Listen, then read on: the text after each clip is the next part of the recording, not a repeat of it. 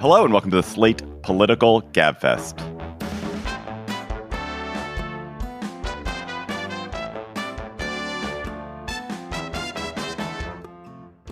March 16th, 2023, the Go Ahead, Call It a Bailout edition. I am David Plotz of CityCast in Washington, D.C., back in Washington, D.C., out of Las Vegas, few. I'm joined by Emily Bazelon of New York Times Magazine and Yale University Law School from New Haven. Hello, Emily. Hello, hello. And by John Dickerson of CBS Prime Time from Gotham City itself, Manhattan. Hello, John. Here I am. Hello, David and Emily. This week on the Gabfest, the collapse and rescue, sort of rescue, of Silicon Valley Bank. We'll talk to David Leonhardt of the New York Times about whether the global banking system is on the verge of catastrophe. Then Ron DeSantis describes the Ukraine war as a territorial dispute that is not in the U.S.'s national interest to get tangled up in. The Republican Party is having a civil war about Ukraine. How will it turn out? Then law schools and conservatives are having an exciting week. The University of Pennsylvania is trying to punish a tenured professor, Amy Wax, for nasty things that she has said in public and perhaps also to students, while Stanford University Law School convulses over the shutdown of a conservative judge invited to speak by the school's Federalist Society students. It's a doozy. Emily's gonna enjoy this topic. I'm gonna enjoy that topic. Plus, we will have cocktail chatter. We're joined, thank God, by David Leonhardt of the New York Times, the brilliant newsletter writer and financial journalist, to discuss the collapse of Silicon Valley Bank and Signature Bank and the move by the U.S. government to guarantee their deposits, even for businesses, institutions that had more than the insured limit of $250,000, the FDIC limit of $250,000 at the bank. We want to talk to David about why SVB, which was the 16th largest American bank, in particular, why that bank collapsed, whether there is systemic risk to global banking, as we've seen certainly anxiety about the Credit Suisse, the Swiss bank this week, and whether a global contagion is likely, and also whether SVB was bailed out. So, David, I know this is not an easy task, but can you quickly explain what SVB is/was, why it collapsed, and why the U.S. government stepped in to protect its depositors? I will try. It's great to be back on the show. So SVB was a bank that lent a lot of money to startups, and it was often willing to take risks on startups that other banks were not. And then it developed a reputation as a bank that lent to startups, and these things build on each other, as is often the case. When we put our money in a bank can't just keep it in a safe because it couldn't pay interest if it did that, right? It needs to make money on the money that we give to the bank in order to pay us interest. And the question is, what does the bank do in order to make money so it can pay us interest? Does it take big risks, which also allows the bank to earn higher profits and allows its executives to make more money? Or does it take modest risks?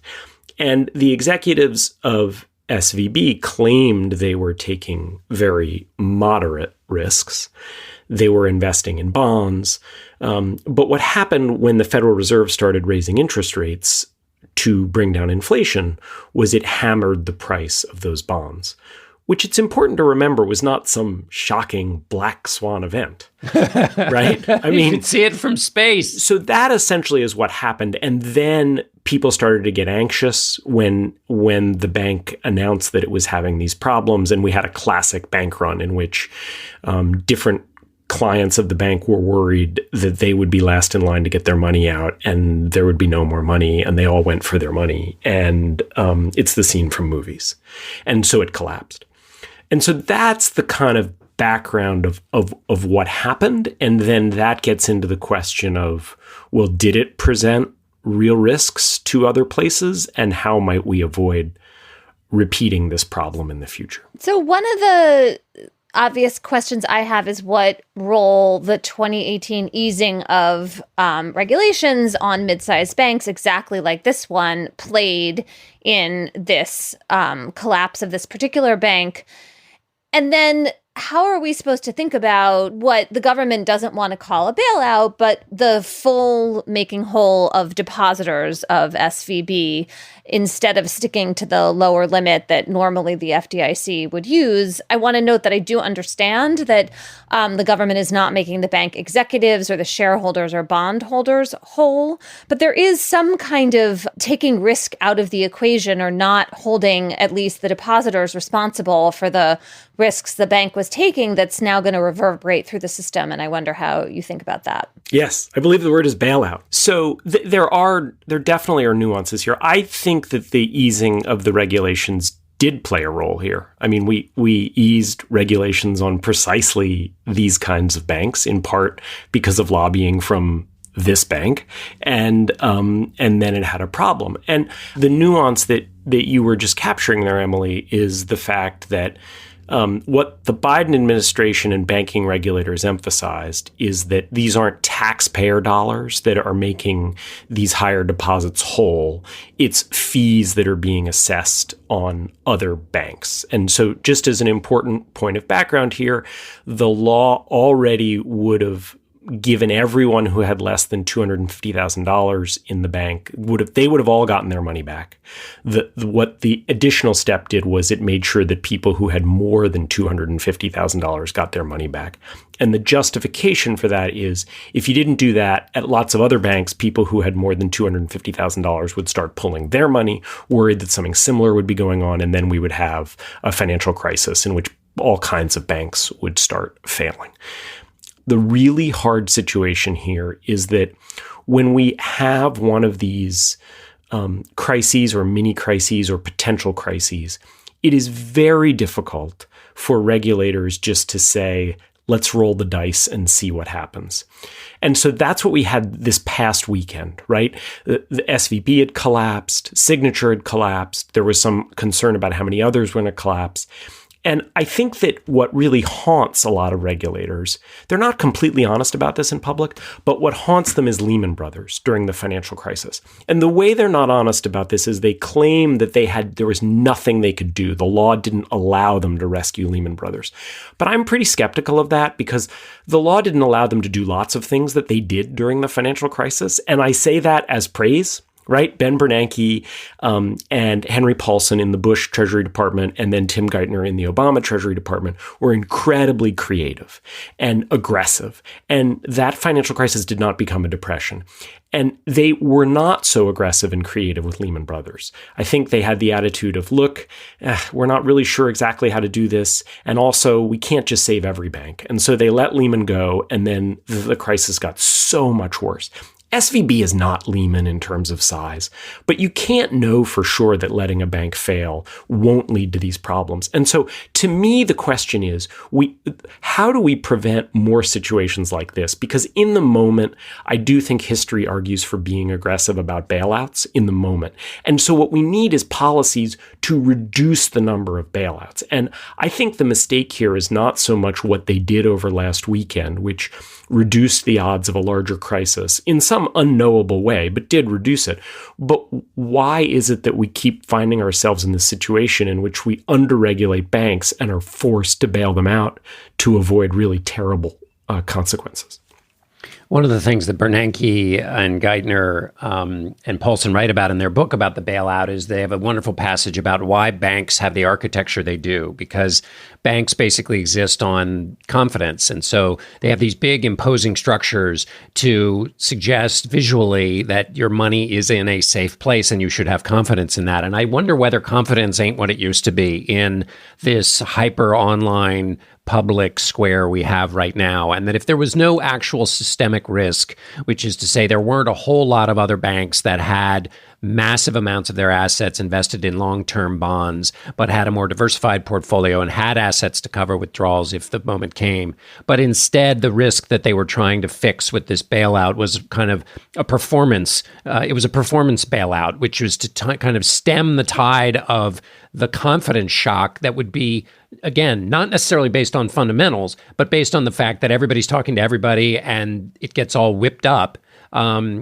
Now, you could make the opposite case, which is the actions they took actually freaked everybody out. Oh my God, this is so serious. The Treasury, the Fed, FDIC, OCC had to get together and fix it. So we really must have a problem. What do you think about the confidence in this moment in a hyper-connected world?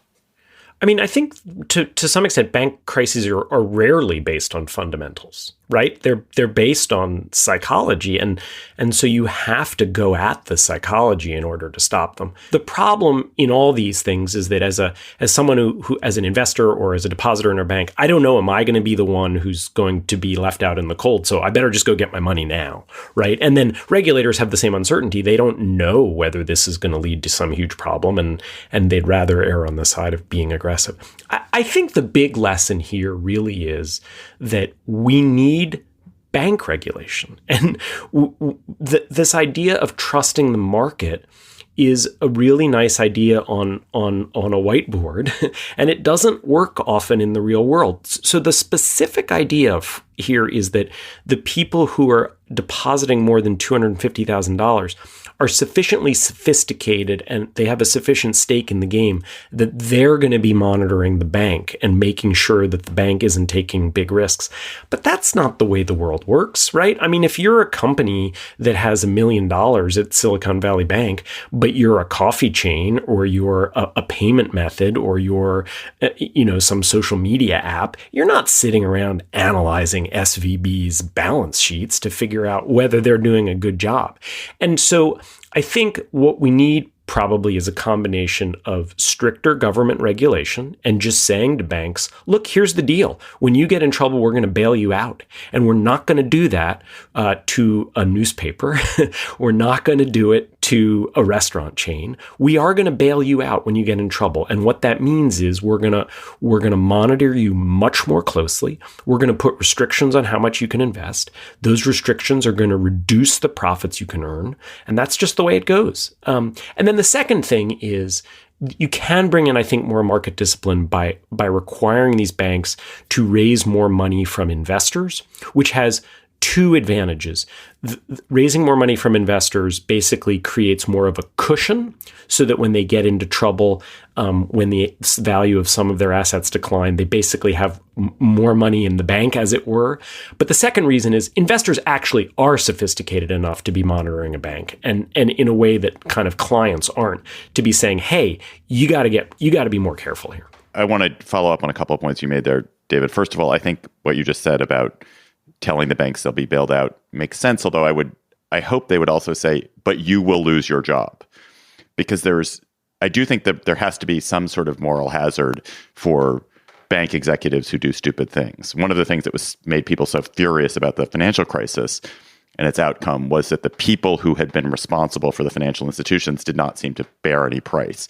It is satisfying that the Silicon Valley Bank people seem to be out of a job and that the investors have lost their money. So that is one additive point I would note. And then the other is I was CEO of a venture-backed company for a number of years. And there were definitely periods of time, for the whole time, in fact, where we had more than $250,000 that was sitting in a bank account because we chose not to invest the money that we'd raised because we were advised not to.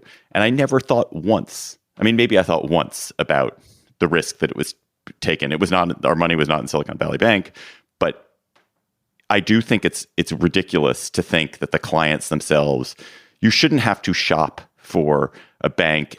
When you put money in a bank, you sort of think like it's a bank. Okay, that's what it is. It's there, it has my money, and you shouldn't have to spend a ton of time especially if you're basically a small business, thinking about its safety and having to do all kinds of financial shenanigans to break your assets up into $249,000 tranches to keep it safe. That seems excessive to me. Yeah.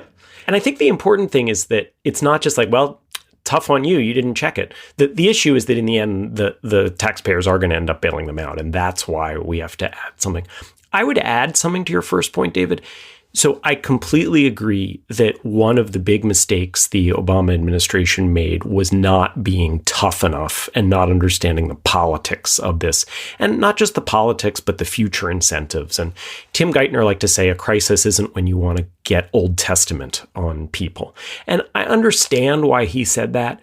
but it's a little bit too narrow a way to think about it. And I would add something to your point. It's not just that we need to make sure that these bankers lose their jobs and the stockholders in SVB lose money, but we also have to do things on the front end, because a lot of the income that the executives of SVB made over the last decade were because of the implicit guarantee that in the end they could be bailed out. And so it's not simply making sure that at the end they lose their jobs, although that's very important. It's also putting in place regulations that restrict the amount of money that they can make on the upside, given that they are basically a protected industry who are being protected by the American taxpayers. And so that looks like the kind of regulations that force them to hold more money and bring down their profits. I would also argue it looks like higher tax rates, right? And acknowledging that we have all kinds of ways in which our government and our taxpayers subsidize finance, and that we should also tax finance, whether it's a finance-specific tax or whether it's simply higher marginal tax rates on very high incomes that allow the American taxpayers to recoup the benefits they are giving to finance. David, in terms of the blame, as you said, the fact that rates were increasing and the quality of these long-term bonds was decreasing should have, was not a hard thing to see. So is that a particular failure of the managers of the bank to not diversify their assets? For one, and I'll just bolt to that. Do you think this affects the Fed's next rate increases, that even if there's not systemic risk as a result of a lot of other people being in these kinds of investments, that nevertheless the Fed will maybe hit pause? I don't want to exaggerate how much time I've spent looking at SVB's particular strategy, but I think the answer to your first question is yes, right? Self-evidently, they failed. They failed to think about a strategy that would reduce risk at a time when interest rates were going to be rising, as everyone knew, right? Everyone knew that interest rates would be rising. I do think this is likely to affect how aggressively the Fed raises rates, but the Fed's in a tough spot here because for several months late last year, it really looked like inflation was plummeting. And as we've gotten more data in early 2023, the inflation numbers, they're still down, but they're not down as much as we might have thought and hoped a couple months ago. And so the Fed does have a hard job here. It, on the one hand, needs to think about how to keep bringing inflation down. 6% annual inflation, which is the number we got this past week, is not a place where we should feel okay. That's bad for a lot of people. It's bad for a lot of people who don't make a lot of money. On the other hand, raising rates has the real potential to put people out of work. And so if the Fed decides to slow down a little bit in order to reduce the risk of financial crises, what they'll also be doing is reducing the risk of sparking a recession, but they'll be increasing the risk that inflation stays higher for longer. And look, inflation's really bad. Inflation ends up hurting more people than unemployment does. Unemployment hurts people much, much worse, but inflation has a cost as well. And the Fed has a hard job here. David Leonhardt of the New York Times writes The Morning, a fantastic daily newsletter. David, thanks for coming back on the Gabfest, as always. Thank you for having me. Slate Plus listeners, you get bonus segments on the Gabfest every week. Every week, a bonus segment from us. Incredible. Just for the price of joining Slate Plus, which you do by going to slate.com/GabfestPlus. And those discussions are so much fun. And today we have a topic we're close to our hearts, which is remote work terrible for your health? There's a new piece in the New York Times arguing that working remotely could be really bad for you in ways that maybe you haven't thought about. Go to slate.com/GabfestPlus to become a member. You can also get ad-free Slate podcasts. You get bonus segments and whole extra episodes of Slate podcasts and all kinds of other goodies. Slate.com/GabfestPlus. This episode of the Gabfest is sponsored by ZipRecruiter. If you're hiring in government or politics, some roles could be harder to fill than others. They can take particular skills or experience, even specific personality traits for some of them. And it can take a long time to find the right person to fill those jobs. But not every role has to be that difficult to fill. That's because there's ZipRecruiter. ZipRecruiter helps you find the most qualified people for your roles fast. And right now you can try ZipRecruiter for free at ziprecruiter.com/Gabfest. ZipRecruiter's matching technology helps you find the most qualified candidates for a wide range of roles. If you see a candidate who'd be perfect for your job, ZipRecruiter makes it easy to send them a personal invitation, so they're more likely to apply. ZipRecruiter also offers attention-grabbing labels that speak to job flexibility, like remote, training provided, urgent, and more, to really help your job stand out. See why the majority of employers count on ZipRecruiter. 4 out of 5 employers who post on ZipRecruiter get a quality candidate within the first day. Simply go to this exclusive web address to try ZipRecruiter for free. ZipRecruiter.com/Gabfest. Again, that's ZipRecruiter.com/GABFEST. ZipRecruiter, the smartest way to hire. This episode of the Gabfest is sponsored by MindBloom. There's no quick fix for anxiety and depression. It's not just finding a new therapist or starting a new exercise routine. It's not just more and regular meditation or a better diet. Sometimes you need something to unlock your brain, a new way of thinking about and seeing the world. MindBloom has just that thing. There's a new tool to improve your mental health, at-home ketamine therapy. MindBloom is the leader in at-home ketamine therapy, having safely helped thousands of people overcome their anxiety and depression. Unlike traditional talk therapy, ketamine works quickly and doesn't have the unpleasant side effects of traditional antidepressants. In a study of over 1,200 MindBloom clients, 89% reported improvements in their anxiety and depression after only 2 sessions. Right now, MindBloom is offering our listeners $100 off your first 6-session program when you sign up at mindbloom.com/Gabfest and use promo code Gabfest. Take the first step and break free from your anxiety and depression with MindBloom. Mindbloom.com/Gabfest and use promo code Gabfest. Ron DeSantis, Republican frontrunner, joined former President Trump this week in expressing skepticism about American support for Ukraine, calling the war a territorial dispute. While DeSantis so far has not yet gone as far as Trump in expressing admiration for Vladimir Putin, what he told Tucker Carlson, who is also a Putin apologist, surely delighted the Russian leader. DeSantis was quickly criticized by the realist, hawkish, and establishment wings of the Republican Party, where support for Ukraine and support for American buttressing of the Ukrainian cause remains very strong. It's clear, John, that DeSantis is reflecting the views of a large percentage of Republican voters who are weary of U.S. support for Ukraine, right? Yeah, well, yeah. I mean, he's expressing the views of about, depending on how you ask the question in the poll, anywhere from 40 to 60% of the Republican Party. I think the central tension of this, well, there are many. There are many things. One, it's this riding 2 horses problem. He's appealing to the MAGA wing of the party, the Trump wing of the party, the sort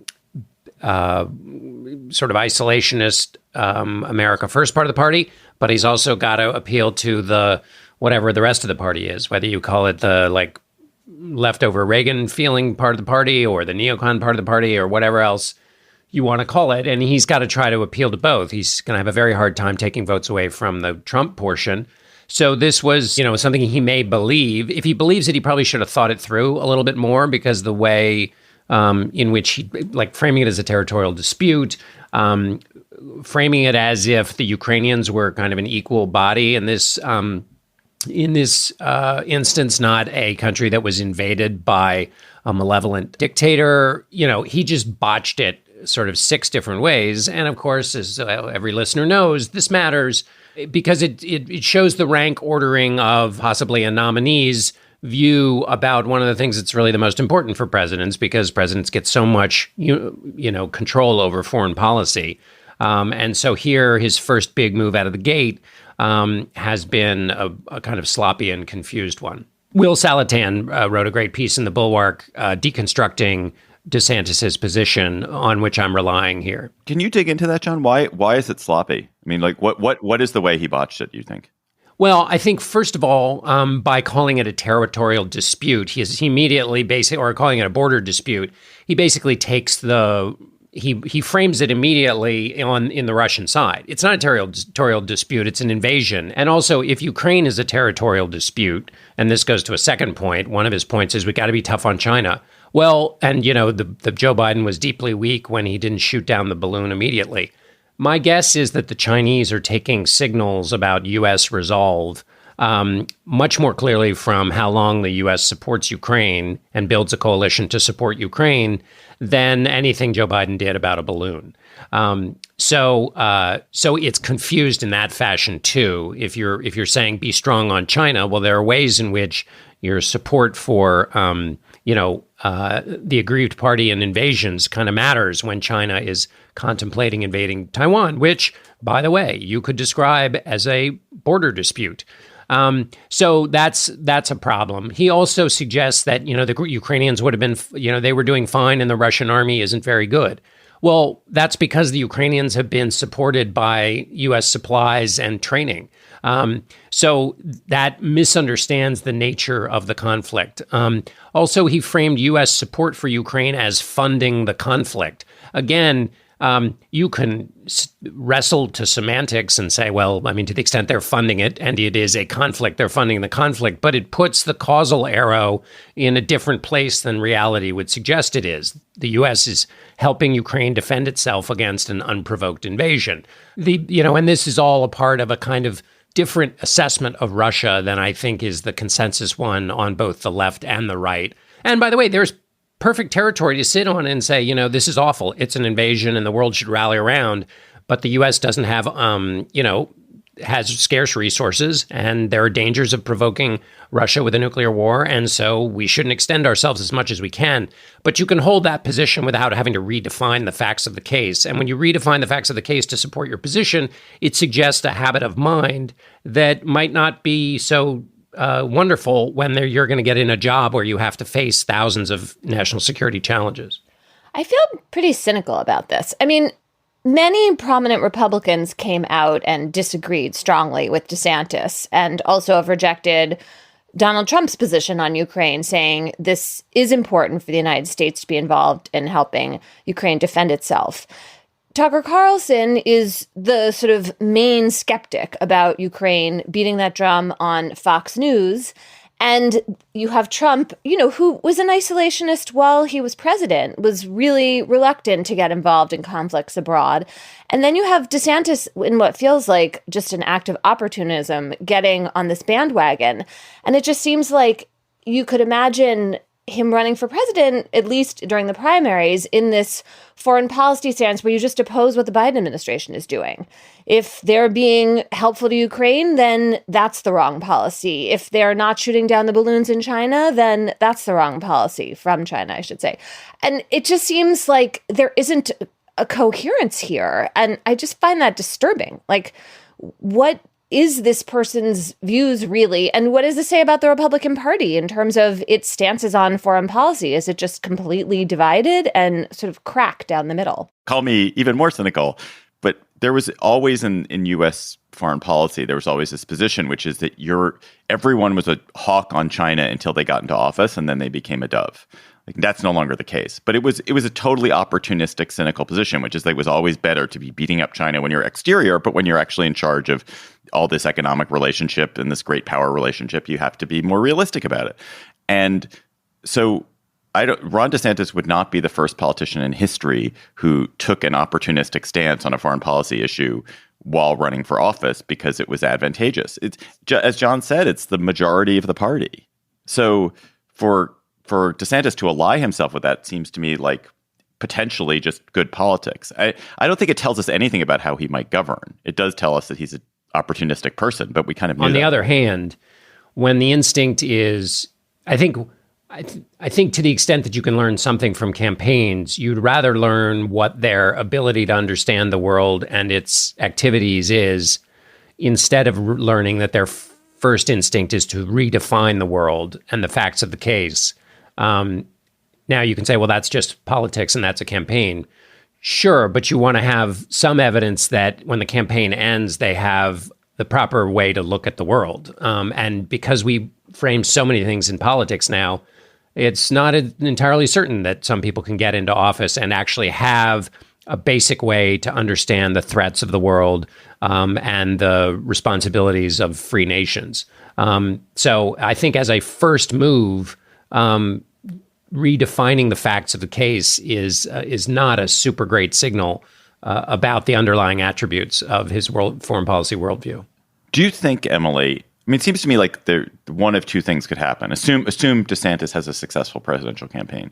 One of the two things could happen. Either the whole party's center of gravity shifts away from support for Ukraine towards neutrality and disengagement and isolationism and a rejection of Europe, or DeSantis just kind of basically migrates towards the McConnell, Rubio, Cornyn, Reagan view of this, and once he has actual power, he moves towards actually engaging with it and supporting the Ukrainians, if he were actually in office. I mean, that just feels like so many steps down the road. You want to see him have a more sophisticated grasp of these issues now. And I mean, the obvious potshot he opened himself up to was that he's governor. He doesn't have any foreign policy experience. And the Republicans who are in the Senate and in Congress who are on these committees were like, you don't know what you're talking about.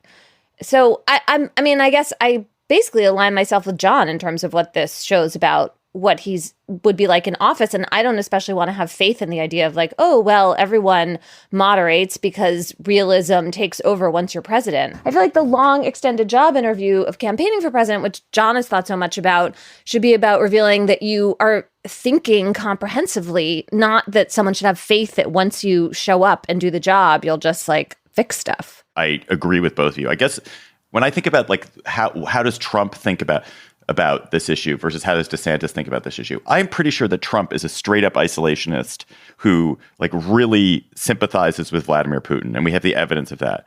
Like, and DeSantis, who's expressed basically Trumpy positions here, I think has a totally different, is approaching it from a totally different, completely cynical, politically opportunistic position, and that makes me not nearly as worried. I would be much more worried about Trump presidency and what would happen to the Ukraine war than I would at this moment than I would about a DeSantis one. Yeah. However, the foreign policy landscape for the next president or the next term of the existing president is going to be super tricky. It's not just Europe and Ukraine. What's happening in China and Taiwan requires some considered thinking and requires a ground layer that you can refer back to. So because it's going to get hot and heavy and weird, and you need to know what you know and know what you believe. And if you're always tailoring it to the moment, there's too much to figure out in the moment to figure out what U.S. policy should be. So it would be great if you had basic views that you could rely on when when things start flowing. I have one last question, which is, I don't think this is true of DeSantis, but it's definitely true of Trump. It's true of Carlson. And there are a bunch of Republicans who are actually sympathetic to Putin rather than to Ukraine and Zelensky. I understand the instinct not to want to be engaged heavily in the war, but I'm baffled by those people who not only don't want to be engaged heavily in the war, but also genuinely sympathize with Putin. Where is that coming from in the Republican Party? I don't think that's the majority of the party, but there's a strong constituency within it. I agree. There are other positions you can take which would have the same practical effect, but wouldn't have that Putin favoring quality to it. And I don't know. I mean, there are armchair psychology answers one could give, but that's out of my field. And it is strange because there are arguments you could make for not extending U.S. commitments as far as the U.S. as far as Biden has. And there are arguments against confronting China as much as Biden is with semiconductor policy and nuclear submarine agreements with the Australians and Brits. But those arguments aren't the ones being made. It's something else. Love It or Leave It is a lively variety show recorded live on stage and delivered to your ears every week. Each episode, host John Lovett is joined by an all-star lineup of comedians, journalists, and experts to break down the week's most absurd headlines in politics and pop culture. Come for the games, rants, and performances. Stay for the unplanned tirades on local fast food options. Find Love It or Leave It wherever you get your podcasts. I want to tell you about another podcast that I think you should be listening to. We are living through a wild moment in American history. Conspiracy theorists on House committees, extremists on the Supreme Court, near fistfights on C-SPAN. But history is not finished, and we can change its course for the better by staying informed and taking action, big or small. Crooked Media's Pod Save America is hosted by 4 former Obama aides, Jon Favreau, John Lovett, Dan Pfeiffer, and Tommy Vietor. They worked in government and now use their expertise to provide listeners with a no-bullshit guide to democracy. Every week, they break down all the political news that makes us laugh, cry, and scream into the void to help us figure out what matters and what each of us can do about it. They take you behind the scenes as they talk to politicians, activists, artists, and journalists. And they have a lot of fun while they're doing it. Pod Save America is news with action items. They give you the tools you need so you can do your part and stay in the fight. Find Pod Save America wherever you get your podcasts. As Substacker and lawyer David Leonhardt said so brilliantly this week, for years, Yale has been the undisputed top-ranked law school for free speech squabbles. But now, Emily, someone's in the rearview mirror. Penn and Stanford are challenging you for ridiculous free speech law school fights. We have 2 this week. At Stanford, Judge Kyle Duncan, a Fifth Circuit judge who is loathed and beloved for his extremely conservative views on gay and trans issues, for, among other things, voting rights issues, was shouted down by students at an appearance organized by the Federalist Society at Stanford. And then those students who were shouting him down were kind of abetted by a Stanford dean who encouraged them. And at Penn, the law school is moving to punish and perhaps even strip the tenure from Amy Wax, an extremely right-wing professor who has made very grotesque remarks about Black Americans, gay people, Asian Americans in public appearances, and possibly also derided students as well, more privately. Is accused of deriding students by the students. Yes. Let's start with a Kyle Duncan episode, Emily. Ken White, writing in his Substack, Popehat, wrote a brilliant piece, I think, where he just deplored the behavior of everyone. The Federalist Society invited Duncan to come to Stanford, not because they wanted to have a reasoned discussion, but because they knew that Duncan would be a provocation and that they could own the libs and they could cause controversy. Duncan came not necessarily because he wanted to give a legal tome, a sort of weighty legal address, but perhaps so he could spar explosively with law students and be a victim of... Well, and he walked in taping on his iPhone. Okay, he walked in taping on his iPhone, and he was there. He was there expecting there to be a fight. The students who opposed Duncan's speech first protested quite reasonably with flyers and disruptive speech outside the venue, but then in a heckling way basically prevented Duncan from giving his speech, and he was unable to give his speech. And then the administration did not act to secure Duncan's right to speak, and in fact, even in some ways encourage the people who are deplatforming Duncan. It is a bad look, as White says, for everyone. So, Emily, is it a bad look for everyone? Is there a greater victim here? Everyone wanted to be a victim. It's a bad look for everyone. I mean, I think that there's this basic disagreement, I would argue confusion going on about free speech on campus. So it is one thing to disagree with a speaker and to protest a speaker, but shouting down a speaker and making it impossible for them to actually express their views is something that on most campuses you're not allowed to do. And the reason for that is that the campus is supposed to be an environment in which people are talking about ideas, they're arguing with each other, they're not just obliterating one side. And of course, the justification for this is that if you have an environment in which a speaker can be shouted down, it's called a heckler's veto, that in the end, that's always going to benefit the majority, the large majority who can show up and swarm and mob. And that's going to be bad for the most vulnerable people in the society ultimately. The students at Stanford, as happened at Yale last year, don't see it that way. They think that these ideas are so harmful that they must be shouted down in the moment. I mean, there's always then some backtracking on the part of the students. Oh, the event really was allowed to take place. We were just being, vociferous and expressing our views. But really, there's a lot of shouting down that happens. And I think it's important to recognize that.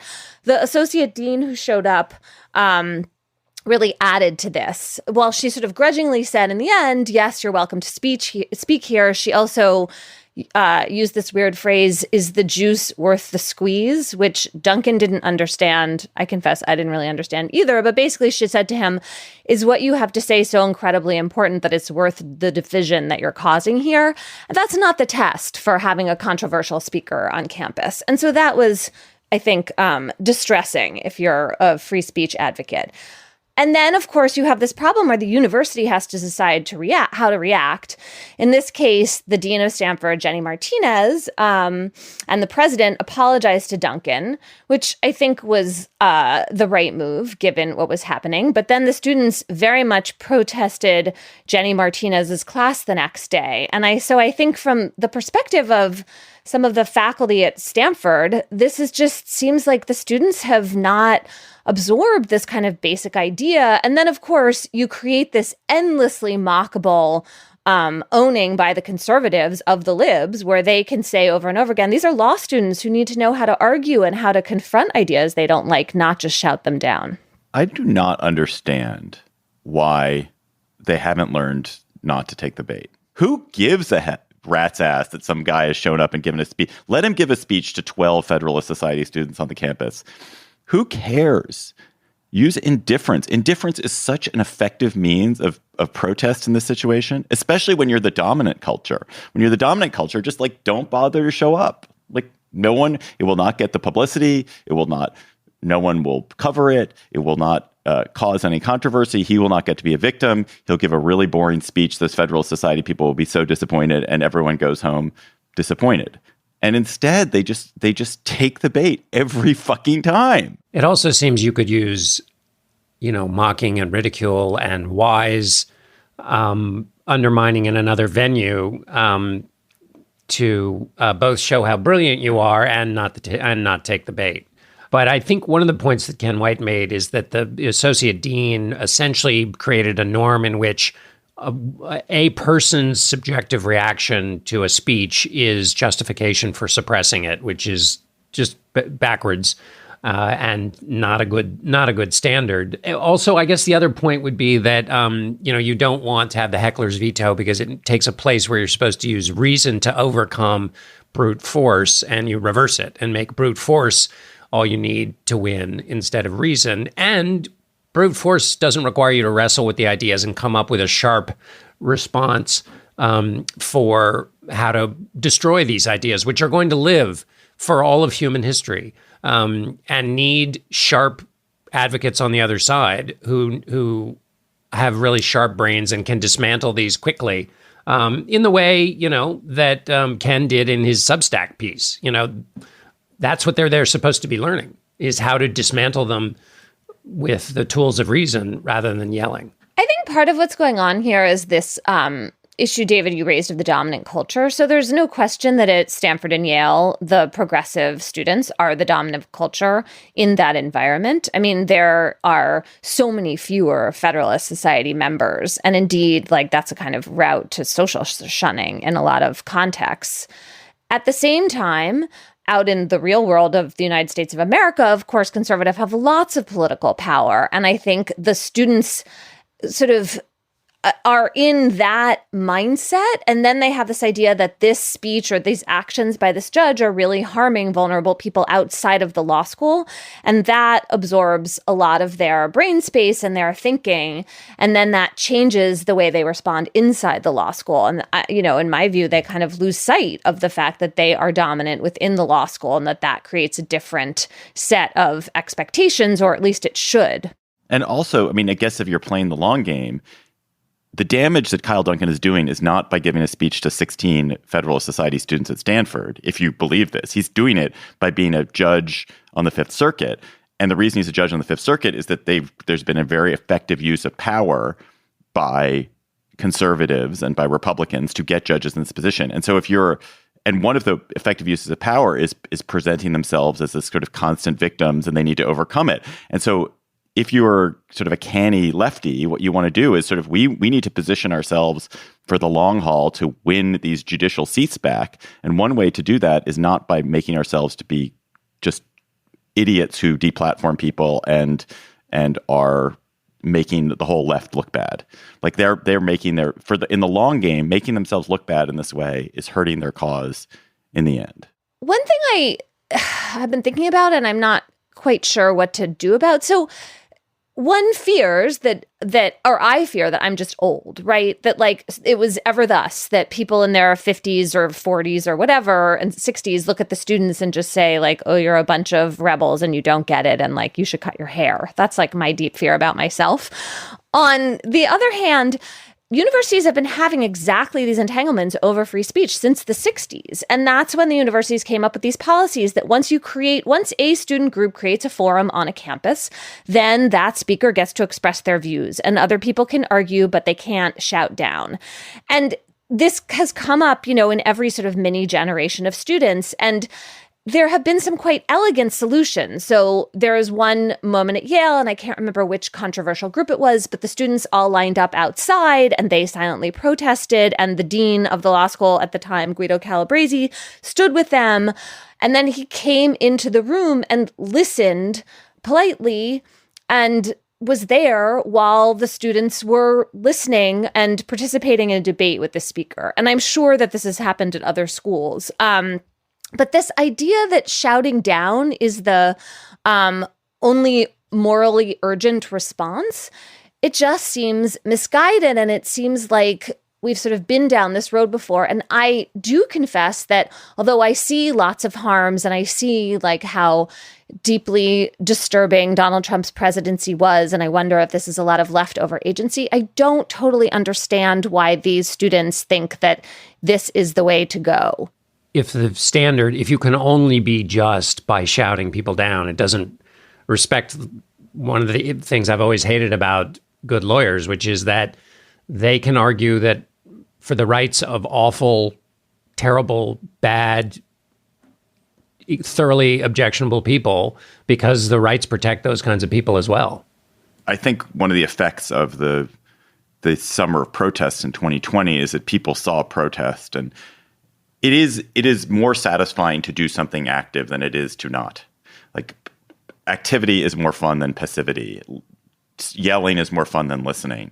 And so I think the bias towards action, and this generation has a bias towards action, is okay. But the problem is it's the wrong form of action. But weren't the protests of 2020 because the police power, the force power was controlled by the state, and you had to I mean, that's totally different. Force against force, totally not different. Force against reason. Totally different kinds of protests. I'm just saying that this generation has seen a lot of visible protest. Let's briefly just touch on the other fight, Amy Wax. Emily, if Amy Wax got tenured at Penn, why are you not tenured? I don't understand. What? That's really not where we need to go in this discussion. I'm not an academic. Are you kidding?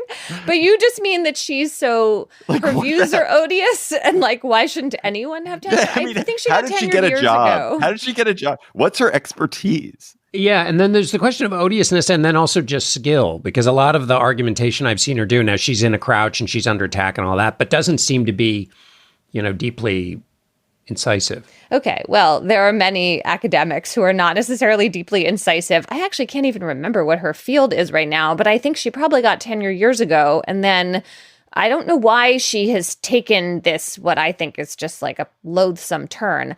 The issue that interests me in all of this, so, a few years ago, Ted Ruger, who's the dean of Penn, who I should say is a friend of mine and a lovely person, said that Wax could no longer teach classes that students were required to take. In other words, you had to choose to be in her classroom. For a long time, Ted resisted doing more because you have these protections when you have tenure. You're supposed to be able to freely express your views. And if the problems with Amy Wax were things that she was saying publicly, then doesn't that cross a sort of line here? what's happened recently is that TED has asked for a committee to review whether there should be some measures taken against Wax. And the reason is concern that you referred to earlier, David, that she's actually doing things to students individually. For example, she is accused of saying to some student who'd gone to a couple of Ivy League schools, like, you're a double affirmative action baby. Like, you personally, that's the only reason you are here in this environment. And there's some other things like that seem like wrong. I note, though, that the complaint that the law school has lodged against Wax also includes her public comments. And so I think then you have to decide how you feel about tenure protections. Like, in any circumstance, do you want academics to be disciplined for things that they say publicly once they have tenure? And I'm kind of agnostic about this, honestly, because I'm sort of skeptical of tenure generally. I don't really understand why you can't just fire people sometimes for stuff you don't like that they did. I mean, maybe this is lame at-will employee thing for me to say. But I think people who really defend tenure and want academics to have, the full range of free speech are really troubled by this aspect of the case. Should you be protected for anything? If you believe in tenure, you should be protected for anything you say in your field, anything you say about anything. Because I think what's weird is, like, you can imagine a chemist, somebody who's a chemistry professor who says absolutely despicable things about race.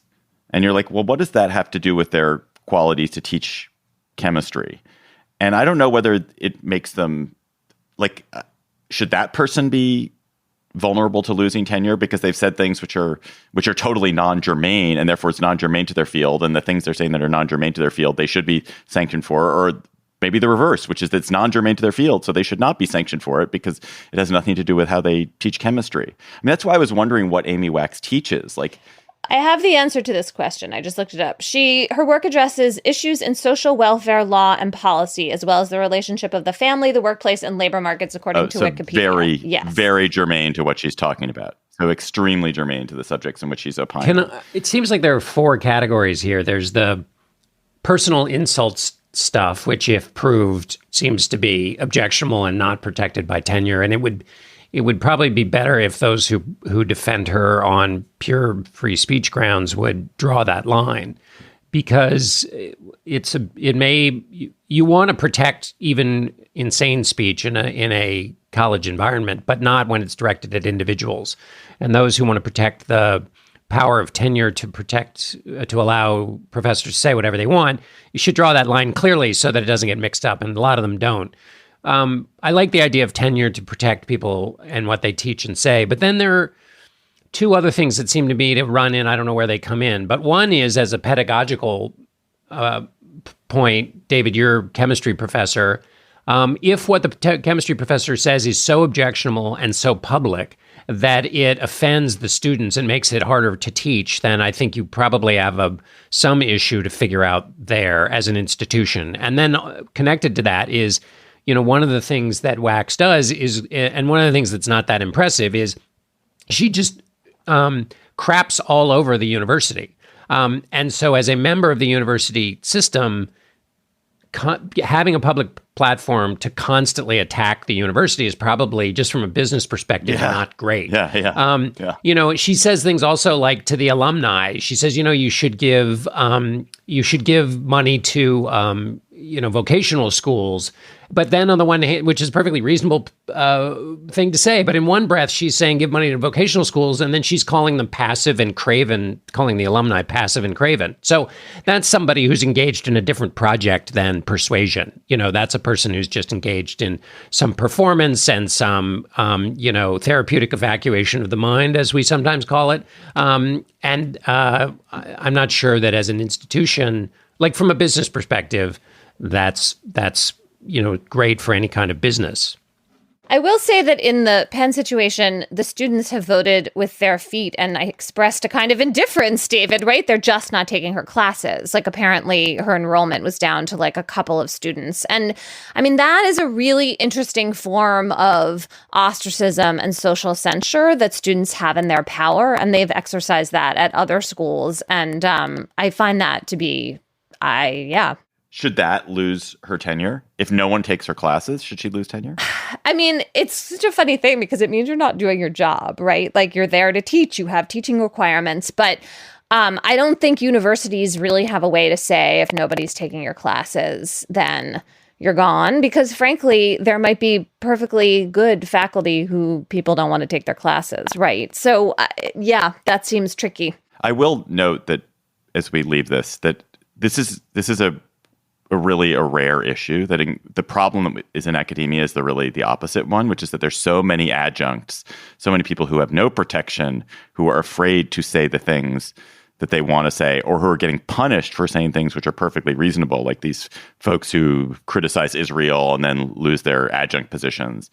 That's really the problem, not so much the Amy Waxes, the tenured people. It's very rare that you have an issue like this. Let's go to cocktail chatter. John, when you are planning your next trip to Stanford, but having a drink as you think about it, what will you be chattering about? Mine is a double chatter. One of it is related actually to travel. There is a city guesser feature on something called virtualvacation.us/guess. And it shows you any street in America or any area in America, and you have to guess where it is. It's GeoGuessr. It's GeoGuessr. Yeah, exactly. Anyway, it's another enjoyable version of that. And I was both good and terrible at it. And then the other is, if any of you like cooking and are sometimes struck with the having to try and cook something with a limited amount of items in the larder, my son introduced me to Chef GPT, where you basically just put in the kind of cooking equipment you have and your recipes, and it comes up with something to cook.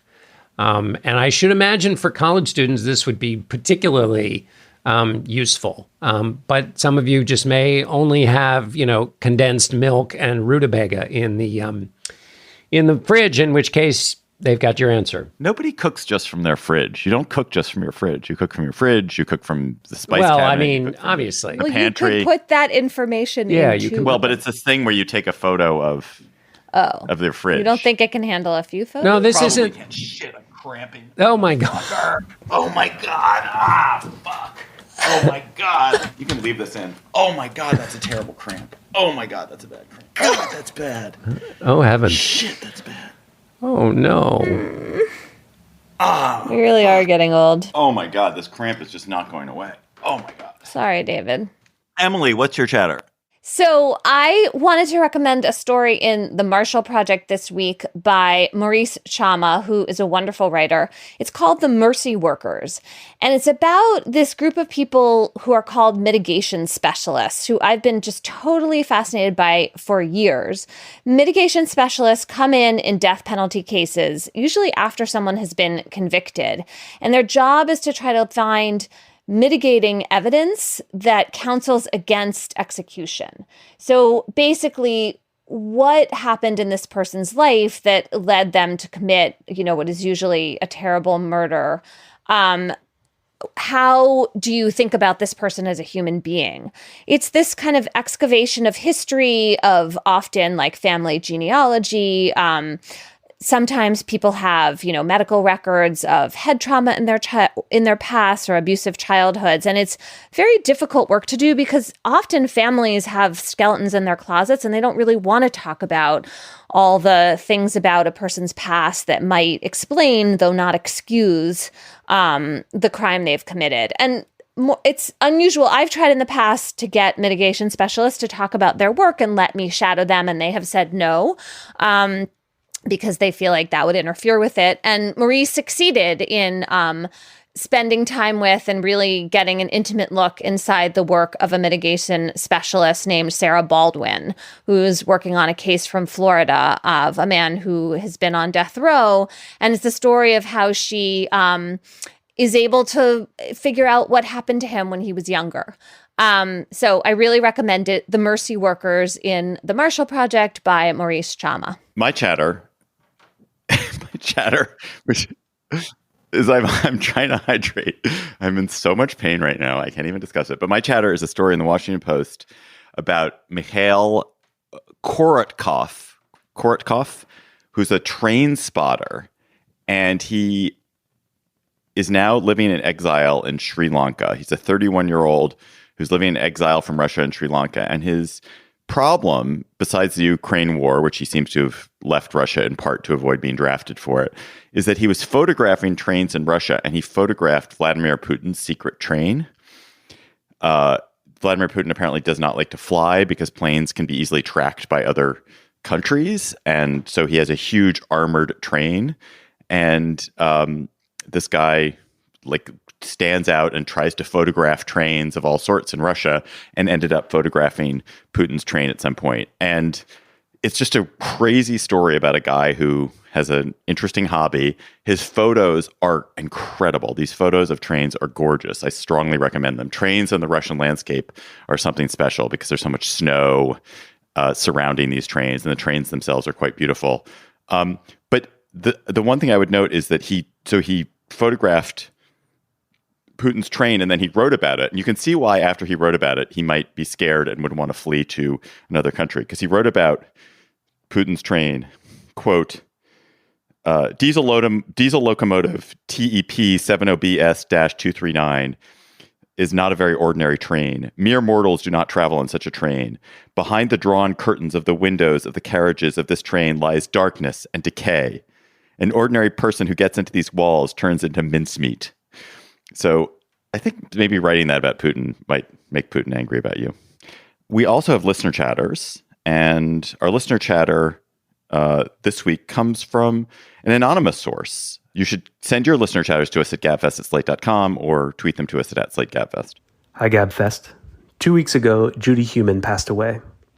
She was a lioness of the disability rights movement and one of the ringleaders of the 1977 sit-in of a federal building in San Francisco, which forced the implementation of Section 504 of the Rehabilitation Act, a precursor to the ADA. She later worked in the Clinton and Obama administrations, championing disability rights and access throughout the world. She used a wheelchair after contracting polio as a toddler. When she was a child, she and her family fought for and won her right to be included in the classroom rather than confined at home, the first of many battles she fought and won for herself and many others. Throughout her life, she insisted that people and institutions reevaluate what they do to accommodate people with disabilities. An often repeated quote of hers is, "Disability only becomes a tragedy for me when society fails to provide the things we need to lead our lives. Job opportunities or barrier-free buildings, for example. It is not a tragedy to me that I'm living in a wheelchair. To me, she'll always be the family friend who rolled through life armed with a ballpoint pen, which she'd pull out when she encountered a car blocking a curb cut. First, she'd use the pen to deflate the car's tire. Then, she'd use it to write a note explaining to the car's owner that their carelessness and selfishness had interfered with her mobility and that she was returning the favor. May her memory be a blessing." Judy Heumann, incidentally, was my downstairs neighbor. I live in the apartment right above the one she lived in. I only met her a couple of times, but she was a real beloved figure, not just in the world, but in this building where I live. And there's just been such an outpouring of love for her and appreciation for her and a sense of tremendous loss at her death. And I think you knew her, Emily. I didn't know her personally, but she was super nice to me on Twitter, of all places. And if you have not seen the movie Crip Camp, this is an occasion to go watch that documentary, which is so fabulous and taught me so much about the disability rights movement.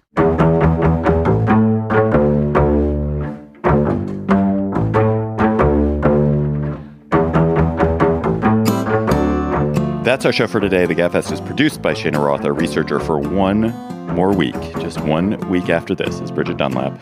Our theme music is by They Might Be Giants. Ben Richmond is Senior Director for Podcast Operations. Alicia Montgomery is the VP of Audio for Slate. Please follow us on Twitter at @SlateGabfest. Tweet, chatter to us there.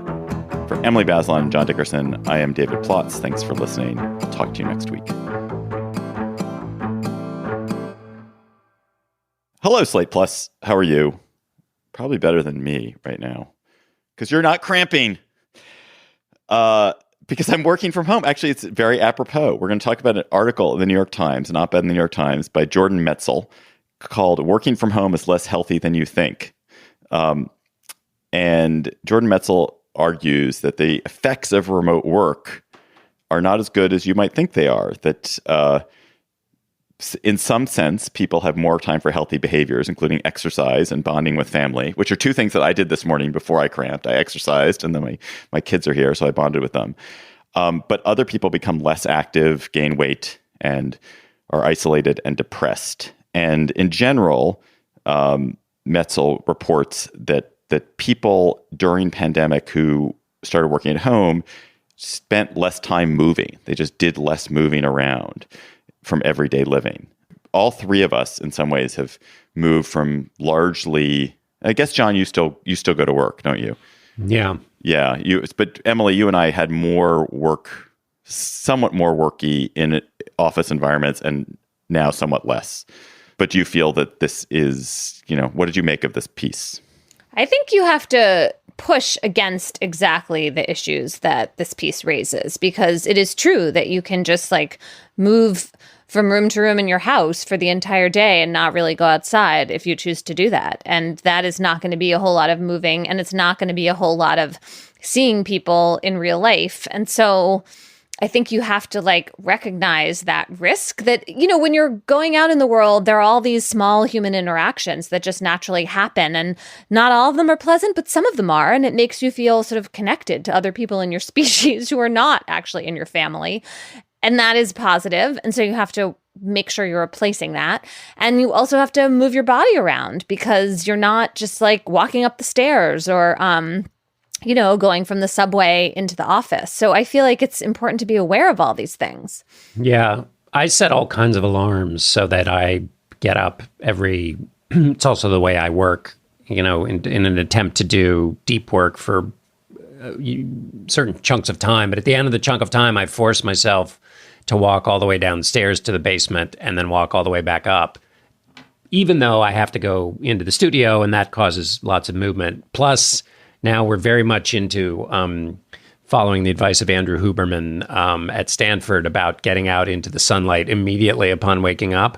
That was just a snippet from our Slate Plus conversation. If you want to hear the whole conversation, go to slate.com/Gabfest Plus to become a member today.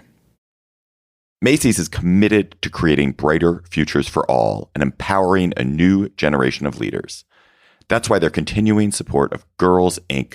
all throughout March.